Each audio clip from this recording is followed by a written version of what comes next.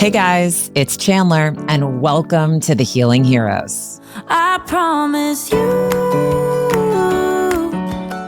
I'm Chandler Stroud, an executive, wife, and busy mom of two, who after years of living with anxiety, health struggles, and an unshakable feeling like I should be happier, made a profound discovery that changed everything. Join me on a journey where unexpected paths lead to healing and more happiness. On this show, we'll explore unconventional ways to unlock more joy in your own life with the help of my very own healers and trusted advisors, the Healing Heroes.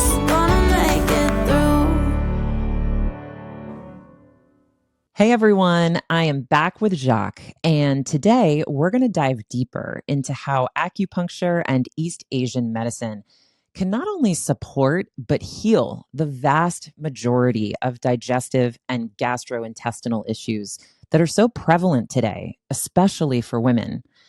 Now, I have my own personal experience with this, as I often do at the start of these conversations, and I know many others do as well. So I was curious just how many are suffering from these sorts of issues. And according to what I found, 60 to 70 million people are affected by various GI disorders annually. Irritable bowel syndrome, or IBS, is one of the most prevalent, affecting between 25 and 45 million Americans. Of those with IBS, 65% are women, making it more common for females than males. Other common issues include acid reflux or GERD, celiac disease, Crohn's disease, and ulcerative colitis. Those numbers are staggering and begs the question, what are we doing in our lives to create such an epidemic? I can tell you that I have been plagued with GI issues my whole life. I remember sitting in front of the TV as a little girl, most nights actually, growing up with a hot water bottle on my stomach as I was engaging in TV or talking to my siblings. And that continued and even worsened in my 20s and 30s. I was diagnosed with IBS over 10 years ago now, and I tried the FODMAPs diet to combat that and mostly tried to stay dairy and gluten-free ever since. In one particularly bad job, I was even diagnosed with acid reflux and had procedures done like endoscopies to better understand my discomfort. At around 30 years old, while I was in business school, I switched between laxatives and Imodium pretty much every other day just to manage my issues. And there were some occasions well into my 30s where my stomach was such a mess that it interfered with my ability to go out, keep plans with friends, and even be social. It was actually a flare-up of these old issues back in the summer of 2023 that prompted me to start investigating more holistic approaches and why I called Jacques in the first place. Between that initial call and our first visit together is when I made that profound discovery after reading The Body Keeps the Score that my emotional scarring from childhood was likely the root cause of my physical GI discomfort.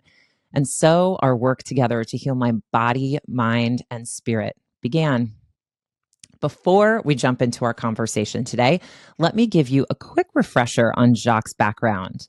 Jacques Depardieu is nationally board certified in acupuncture and traditional Chinese pharmacology and has been practicing for over 25 years. He has a master's in oriental medicine and has been a Qigong practitioner and teacher for over 30 years. He's a self-described advocate of the human spirit, having treated thousands of individuals for a wide array of conditions. He understands the role that spirit, creativity, and spontaneity play in creating health and recovery. Jacques, welcome back. Thank you so much for being here today. I'm so excited to dive into this topic with you. Thank you so much, and appreciate the opportunity to share this, and thank you again. Well, we are always so happy to see you, but this one in particular, I'm so excited to really unearth with you because Sure. It does plague so many women. And I, of course, have my own experience with it. And we've talked about it a couple times in the context of other issues, but I'm really excited to kind of peel back the onion on this and get a better understanding from you on what you think the root causes of these issues, how we can better manage them, and if there's anything else that we can do day to day to really feel better in our bodies. So Great. I have to start, though, just by grounding everybody, since we likely have some new listeners with us today who missed our previous conversations together. Can you take a brief moment to just quickly explain what is acupuncture and East Asian medicine, and how do you see it benefit your clients? The acupuncture experience, which is personal, facilitates the individual for a period of time, depending on the practitioner and how they practice, as little as 15 minutes and as long as an hour, laying there with these pins. The person will often go into a state where they're possibly asleep, but often between awake and asleep. And in that state, their body is given the opportunity to readjust itself, to rebalance itself. Acupuncture to me is experiential. It's personal. That is my experience with it. And with my patients, I try and facilitate change, not only through speaking with them about reframing the ideas, which we're going to be discussing quite in depth during this about what digestion is. That's a very important part of the discussion I have with my patients. But then it's to experience that when they're in a state of relaxation and they get up, they find that they feel less bloated. They feel less reflux. And I can easily attest to this, and I have many, many patients who, have gotten off of not only over-the-counter reflux medication, but also, prescription. I mean, like serious conditions like Crohn's, colitis going into remission. So these things are not like, oh, the acupuncture pin fixes it. What it does is it facilitates an acceleration or an expansion of that individual's healing abilities. And what you brought up initially about your experience of health and your conditions is exactly the state when somebody makes a correlation or relationship between their life and their physical issue, which is inseparable. And that already initiates and facilitates a change in that issue or that presentation. Yeah. Okay. I would agree with that. I would definitely agree with that. Thank you for sharing that. I really appreciate it. Turning to our conversation today, why do you think so many people struggle with digestive health and GI issues? Are there common lifestyle factors contributing to this, in your opinion? So at the core is an understanding that everything is connected and nothing is inseparable in our lives. So that framework of understanding in and of itself, once we start to see from that frame of reference, our life will change. But the main objective here is to explain, one, that once you start to see that your frame of reference about your own personal health is correct, that you don't need proof from somebody to tell you that, when your kid gets up in the morning and they don't want to eat, they have an exam, or they have to try out for football or whatever it is, and they don't want to eat breakfast, and then they say, "Mommy, I have a tummy ache." Okay, that's not, they don't have some kind of digestive issue. They have anxiety. All right. So, it's not one thing. It's personal. Our culture right now, specifically in the United States, is riddled with gastrointestinal issues, and that's going to be our focus. In that, we look at generally that the foods that we eat are causing our digestive issues, okay? And generally, we look at that as in a lifestyle thing, right? Yes. So we have been under these assumptions that I need to change my diet, right? Okay. Now, many people, and there are many schools of this, feel that because of the pesticides and all the different kinds of processed foods, that that's causing a lot of our issues. Okay. We're going to just really focus on digestion. And then when somebody changes their diet and they eat, more wholesomely, they'll find that for some, it initiates a change, but for some, it doesn't. For some, over-the-counter medications will initiate a change. For some, it doesn't. And so really what we all understand is this: what works for somebody doesn't necessarily work for me. And we all learn that. We've learned that our whole lives, right? In different ways. Absolutely. So generally speaking, digestive issues are almost always linked with emotionality. I don't think if somebody really sits down and really thinks about it, they almost never have a digestive issue when they're in a relaxed state, eating at a slow pace. How many people eat like that?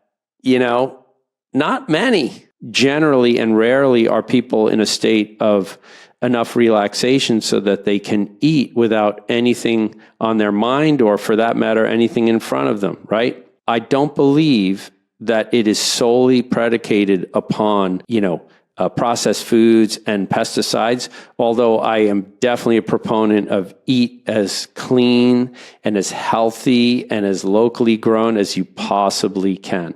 Absolutely. Why? Cosign. It just tastes better, right? Yeah, it does. It just does. We not only digest the food we eat, we have to digest our life. All of our thoughts and feelings are a process of digestion. All of the experiences that we're going through emotionally will generally almost always be instantaneously expressed in our digestive systems. And if we continue that way, they will manifest themselves in something that sooner or later is going to get a name. In our culture, we call that a diagnosis. We're after trying to assist people to understand what is it in their lives that creates these digestive issues. And Chandler, what you said and what came to light to you was reading that book and seeing that relationship in and of itself helped you to bridge that gap, that it's not just physical. Okay. Yes. But nothing is just physical. One of the funny things about my patients who come in, get that instant kind of thing like you talked about in the earlier podcast about your knee, especially people who are not open to acupuncture at all. They just come because they're like, my friend said you fixed their shoulder, whatever. I'm like, okay, that's cool. And I give them the acupuncture and, I needle their feet and their headache instantly goes away, or their shoulder pain disappears when I needle, their opposite hand or whatever.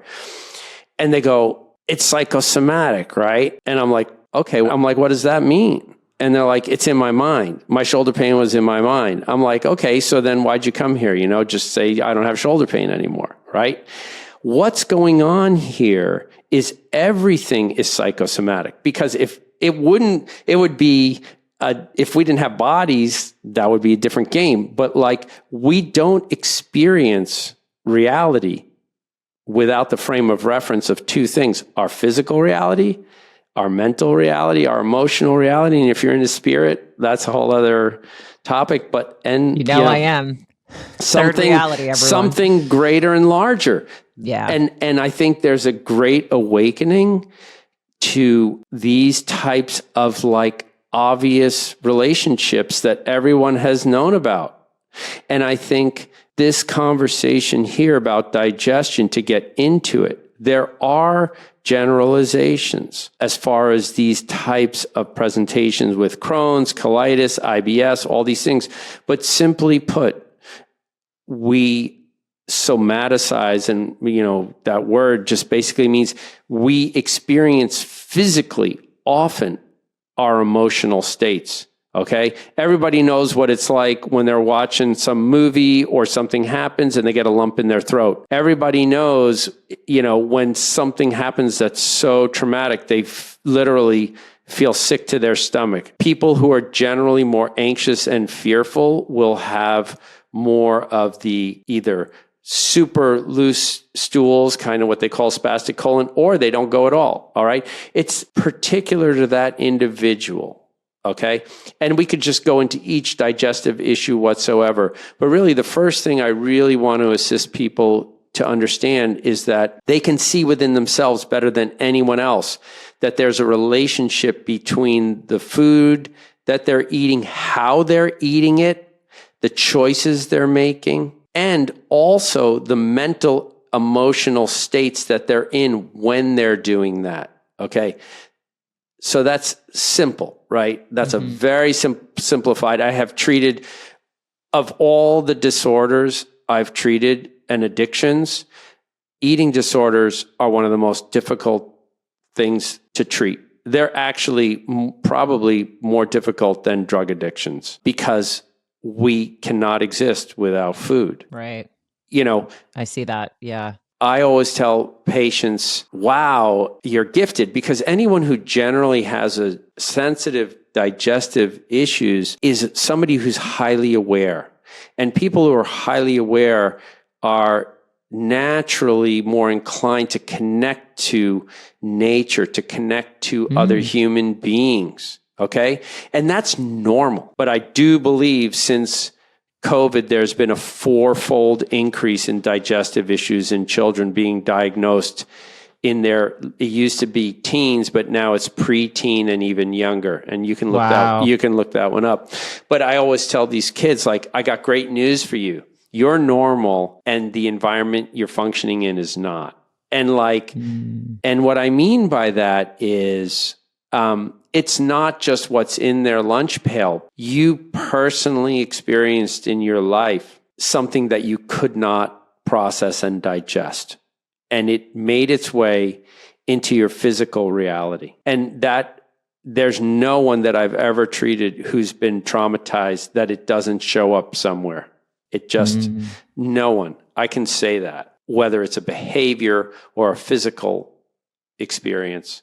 It comes out somewhere. It just, that's the way it is. Unless somehow you have been graced with, and that anybody who has had some form of realization that there was a relationship or connection with it, and they're free of it. And then generally speaking, almost always that issue disappears or becomes less.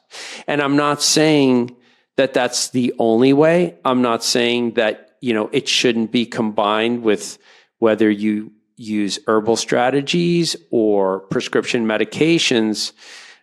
Those are helpful. But the most important thing that I'm trying to really support here, and what Chandler started out this podcast with, is making a correlation for yourself personally with what created when these things started and the relationships they have, not only from the past, but in your daily life, and noticing that, like, wow, that's really weird. But like in the summer, when I'm not in school, I go to the bathroom every day and I never have a digestive problem.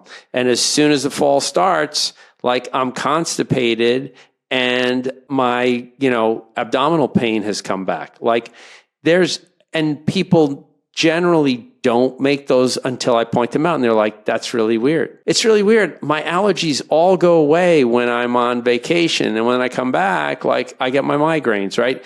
And then they're like, I must be allergic to like the insulation in my house. It's like, no, you come back here and what happens? It's like you're on vacation, not thinking about anything. And then all of a sudden it's like you come home and now you feel gassy, bloated. The food that you ate when you were in France, it could be the, preservatives, but often it's because, like, when you're in France, you were sitting outside someplace in the countryside, like, or wherever you were on vacation. Not everybody goes to France. I'm just talking, I happen to be French, so, but wherever it is. And making those relationships are literally, and I use that word, I'll say they're enlightening. Okay. That's an enlightening relationship to understand. And often, instantaneously, you will experience a change in the way that you experience your digestive issue by realizing, wow, like this always happens to me when just before I get to work or just before, et cetera, right? And that's what, Chandler, I'm sure you start to put together all of those events for yourself and then how they led up to you finding your way to changing the way, not necessarily your diet, although that becomes natural, but the way you experience the workplace, the office. Then once that happens, the digestive system issue goes away because you have these beliefs about like yourself and what you should be or shouldn't be or look like or not look like. And that's what's knotting up everybody's GI tracts. All these beliefs about ourselves that either make us eat unhealthy or we experience eating the food in such a stressed out state that it has no ability to digest. Right. And we talk about that in our last episode, the importance of self-worth and how that manifests in your day-to-day. But I do love what you're saying, because I think one of the things we talk about on the show are even people who don't recognize that they had trauma or that they had something distressing happen to them that they may still be processing and not realize that. And I think digestive issues, GI issues are often a sign that there's something there. And so I really love thinking about some of these physical symptoms as almost a wake-up call around getting people to really take inventory of how they're emotionally feeling and what might be there that they can unearth and work through. So I really love that. What signs or symptoms would indicate that someone has an underlying digestive issue that may not be immediately obvious to them?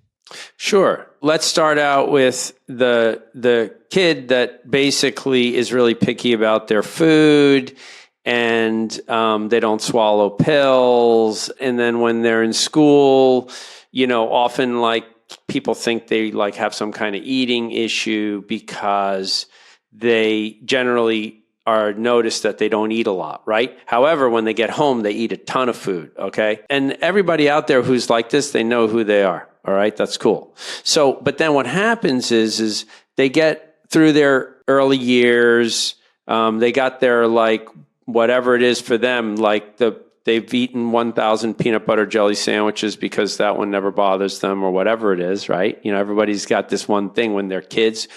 You notice that one kitty always eats the same thing. That's who we're talking about. So then what happens is as they get older, they start to all of a sudden develop some kind of digestive issue where it's like an upset stomach that they might need to take Tums with, or it can come in the form of reflux. So they're like, I'm just really sensitive to anything spicy, or they really have an issue with their bowel movements where if they eat the slightest thing, they get loose stool, they get diarrhea or something like that. Okay.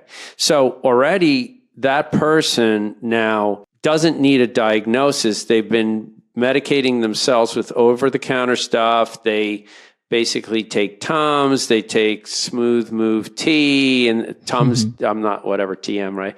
They take some kind of antacid medication. No, that's right. I know all these products, guys. Yeah. They take an antacid, they take some kind of thing to have a bowel movement or to not have a bowel movement, right? And they're trying to keep themselves in equilibrium. And then all of a sudden, like it starts to get worse. And now they're just like, I couldn't stay in the meeting. I was in so much pain that I had to go take anti-inflammatories. The hot water bottle doesn't work anymore. Now I'm doubled over. Okay. And then I go to the doctor and they run some blood work and they're like, this is really interesting.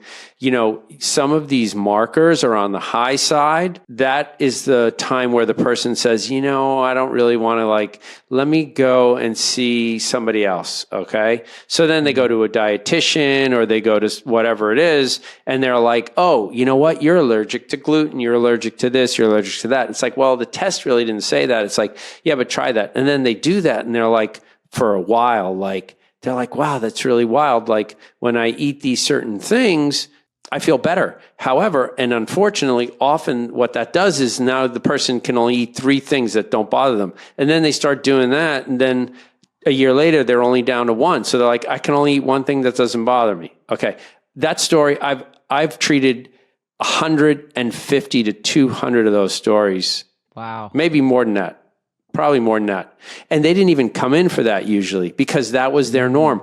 Most people come in for one thing and they're like, that's crazy. Like, I don't have, not only is, my headaches are gone, but like my digestive issues are like, I'm not taking anything. I can't even believe this. So why I'm going into this is first and foremost to go back to the individual story. Right? Then all of a sudden they're either on like supplements or, strong medications, or in some cases, and unfortunately in more often now than before, a diagnosis. Okay. Reflux esophagitis, acid reflux, which, medication does work for, but not always. And then as, Chandler, as you brought up, like these types of, unfortunately, autoimmune illnesses, which require really strong medication, sometimes surgery. Used to be those patients 2 decades ago, that happened to them when they were 30, 40, 50. Okay, now we're seeing it 14, 15, 16. Okay, what's causing this? Is it because there's more pesticides? More than most, if not all, of the individual I'm talking about have no issues with food scarcity or any kind of real issues. Most of these children live material abundant lives, and most of the adults I'm talking about do as well. So what we're talking about here is, a relationship between how something progresses. Okay. Now, I could describe the guy, because let's do that, who basically, really could eat anything. He can eat nails. He can eat, plywood. He doesn't even care. It's like whatever it is, he just eats it. Okay. And, and he's just always like, whatever, you just go. And like, he's always wondering like, why do you care? Like, what is that? And then all of a sudden, as he gets older, he realizes, damn, like I can't drink like 2 Red Bulls and like 5 cups of coffee and wash it down with like vodka anymore. Like, it's really upsetting my gut. And not only that, but I've put on all this weight. And like now I can't really sleep well, and like I used to be able to do this all the time. Like, what's going on? And I'm on 4 different medications. I'm on a medication for my blood pressure. I'm on medication for reflux. I'm on a medication because I can't sleep. And like, that's another example, an extreme opposite of example, but yet just as much of an example of somebody who has developed from a lack of awareness and sensitivity to what they're doing to their bodies. The body's finally is like, I have been writing checks for you for 3 decades. You can't do it anymore. And the thing is we all know these people. That's great, Jacques. Thank you so much for sharing that. Jacques, you gave great examples about coming back from vacation and feeling differently, or the kid that eats at home, but maybe not at school, or even the adult who won't eat at the office, but then comes home and is ravenous.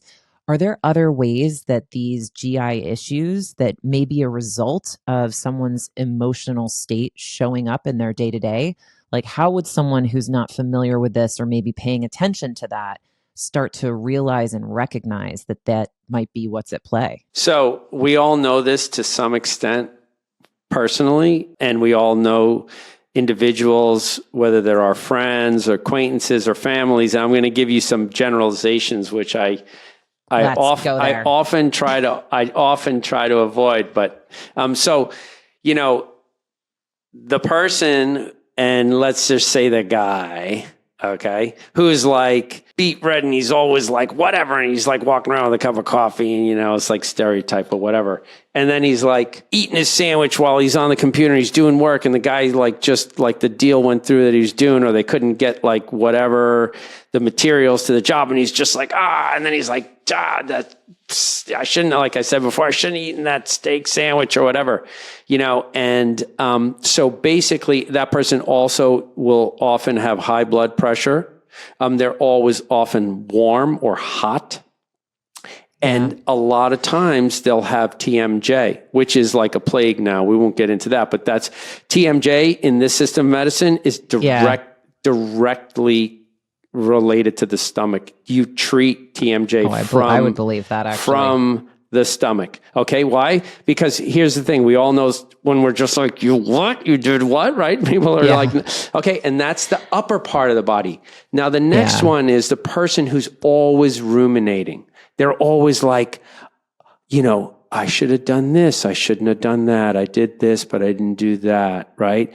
And that person almost always has abdominal pain in the center. They're always like holding their stomach. They would always want pressure on their stomach, okay? And they get gassy and bloated easily. Like they could be the yoga instructor, vegetarian, and they're like thin as a rail and they look like their stomach is like a basketball, okay? And they're like not eating anything, except raw foods and healthy foods, and they don't understand why they have this issue. Okay, and that type of person is the one that ruminates, okay, that overthinking all the time. And so that's that kind of constantly trying to digest, but it's stuck. It's not coming up in anger. It's not going out in fear. It's more of like overthinking and worrying.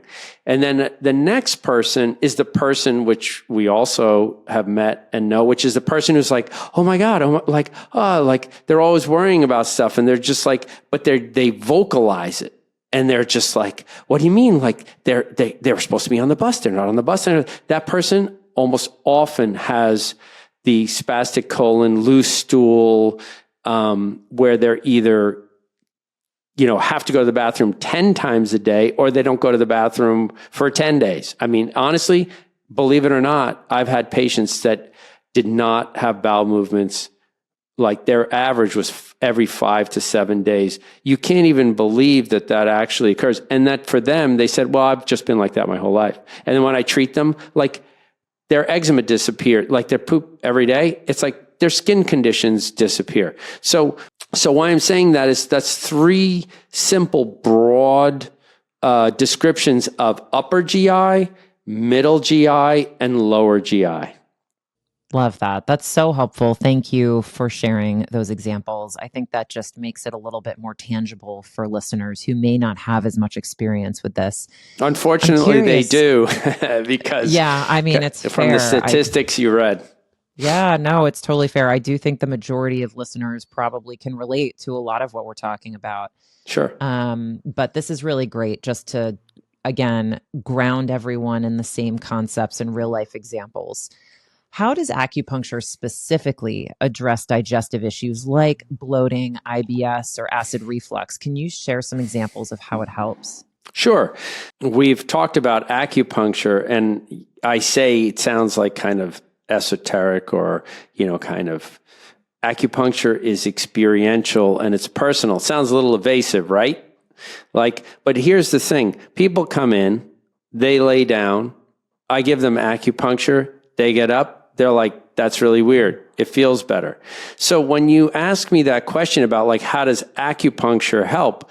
I know how I'm framing this individual's issue. And then I, through the placement of the pins, try to assist them to go into a state where they do a few things. One is for a short period of time, feel a release or a relief of their symptoms physically.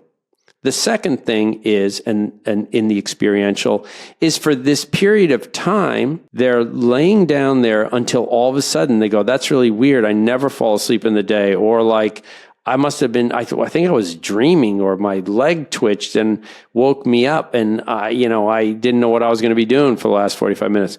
So experientially, the thoughts and feelings that we're constantly operating from, which we're generally unaware of, but can be made aware through meditation or really just through sitting and saying, what am I thinking about right now, right? What am I feeling right now? That happens naturally. And then lastly, So we talk, this is like part of the experiential. That doesn't disappear when the pins come out. The person gets up and experiences being in their lives for whatever that period of time is. And for some people, literally one treatment can be weeks or longer, but usually days, where they're like, my mother-in-law called me and I was totally chill and she didn't irritate me. Like, that's really weird. Or I went back to work and it was a 5-alarm fire, but like, I was like, we got this. It's not a problem. Like, I love that you're bringing that up, because that has absolutely been my experience. In my old job, after we had a treatment, I would completely just chill out. I'd be on these calls where people were maybe freaking out over an issue that didn't feel that big of a deal in that moment. My response was a little bit more, it'll get done. It's going to be fine.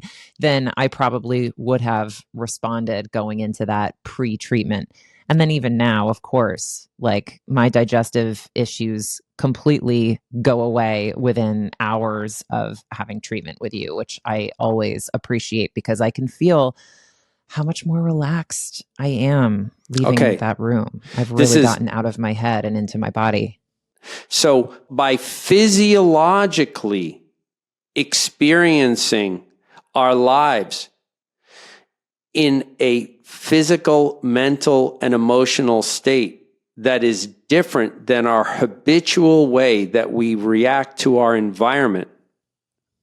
Okay, whether that environment is food that is going through our GI tract, or that environment is the phone call or the traffic, on the highway, then we literally break the cycle of our habitual responses to those things, to those events. And then what happens is we start from a new frame of reference. And if we're lucky enough to have somebody in our lives, or the practitioner, to support you to understand what that is, and then practice some form of meditation if that works for you, or understand that your jog is actually a meditation, or to understand that cooking in the kitchen with the music on is a meditation. And then you start to take that feeling and you start to spread that feeling out in your life.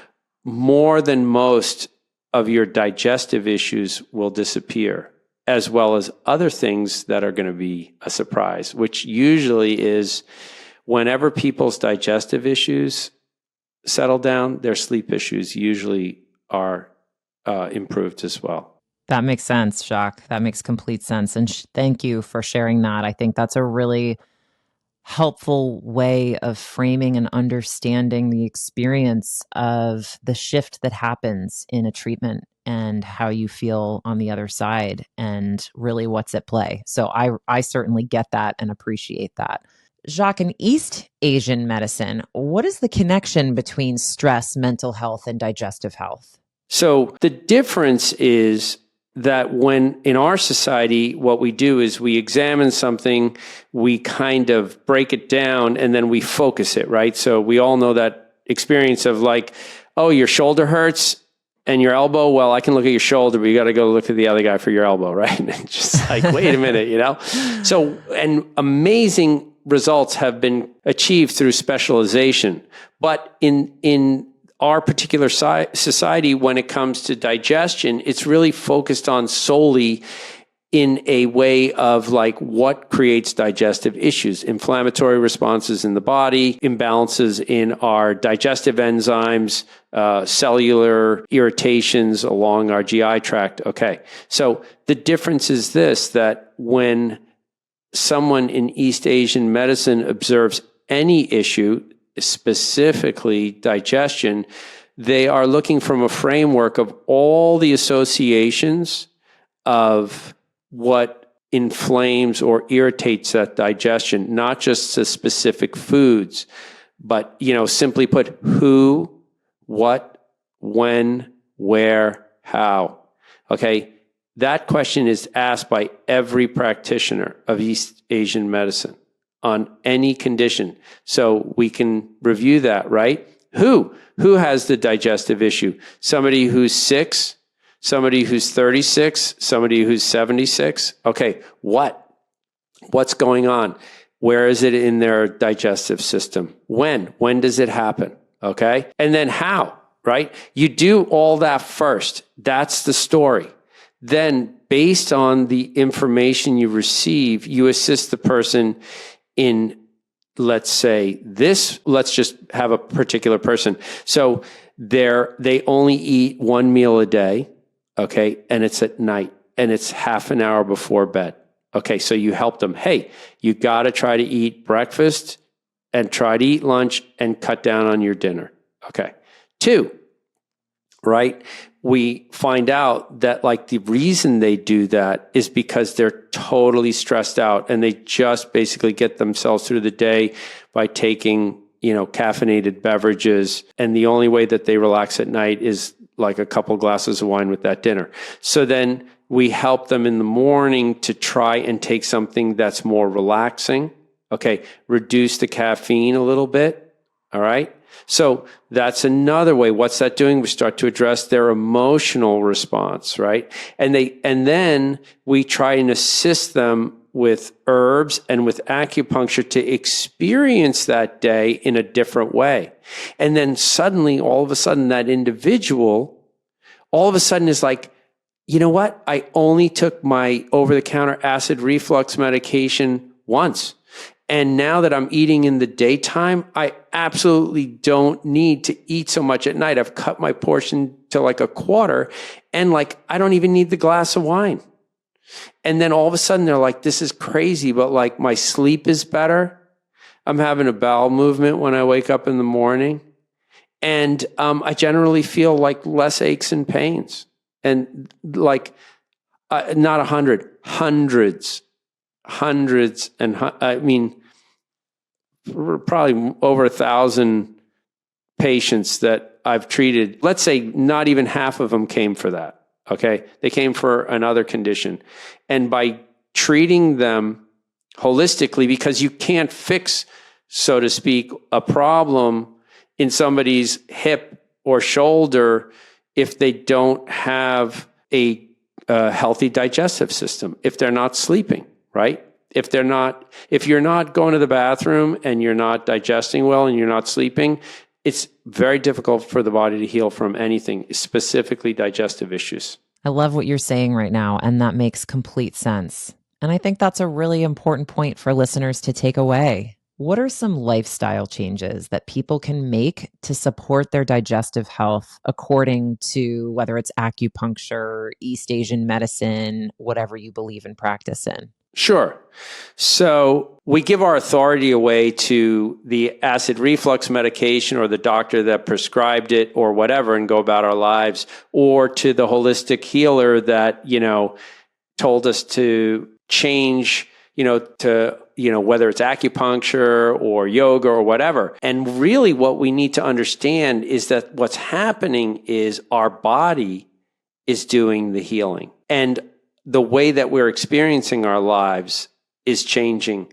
And it's not just because I got an acupuncture treatment, which made me relaxed, but it's because I'm experiencing my life in a new way. And that I really actually don't need the acupuncture and I don't need like this, that, and the other thing, but I can do them to help me and to remind me how to stay on track so that when I can't get to acupuncture, when I can't get to yoga, when I don't have my medication, I know that I'll be able to manage through these symptoms. That's really super important. So, each person has to know for themselves, like we both know, you and I, Chandler, like when I drink too much, it flares up my issues. When I eat, when I'm super stressed, I always wind up eating the whole bag of chips. So I need to work on it. So really, it's about personal responsibility on how we, 1, take the food in, 2, know what our personal triggers are, and then 3, be courageous enough and get support to manage some of the habits that don't serve us and try to replace them with habits that do. Nobody can do that for us but ourselves. We can get support, but ultimately, that's another big word, but we have to take care of ourselves. And that's main objective in digestive issues. Super helpful. I really appreciate you spelling that out for listeners. Jacques, what is a simple lifestyle change that listeners can make to support their digestive health, in your opinion? Sure. One that I often share with my patients and seems so simple, but so profoundly effective and often difficult for most people to do. They think it would be so simple. They have so much difficulty with it, is when you're eating, just eat. Don't look at a television. Don't have your phone next to you. Don't have a laptop in front of you. Just sit there and eat your food. That's it. I'm not saying to eat it faster or slower or anything. Start there. And what you'll find is all of a sudden you realize, like, you're eating, and why are you shoveling food at, a massive pace, into your mouth? Or, you will literally experience eating in a completely different manner. It is so simple, and it's a great way to basically all of a sudden see within ourselves how we manage that. It's kind of a great self-realization practice because, like, everyone's like, oh yeah, that's not a problem. And try it. Try it every day for 2 weeks and see what happens. Okay. You guys heard it here first. That's our challenge from Jacques. That's a challenge for sure. Don't look at your phone, your computer, or your TV for 2 weeks and see how you feel and what you discover. When you're eating, no matter where. When you're eating, no matter where you're eating. That's right. You can talk with people and hang out, but just not a screen, nothing like that. Yeah. Jacques, thank you so much for being here today. I loved our conversation, as I always do. I can't wait for the next one, and just so appreciate you being here to share your expertise and your experiences with listeners about this incredibly important and prevalent issue that I know is facing so many women. Well, thank you so much. I greatly appreciate the opportunity to share what I have experienced personally for myself and with all the people I've worked with about how our digestion and the issues we have with it are inseparable from our lives and from the way that we live them. Couldn't agree more. Thanks for listening, everyone. And until next time, remember, be curious, be courageous, and be kind to yourself. You've got this. Gonna make it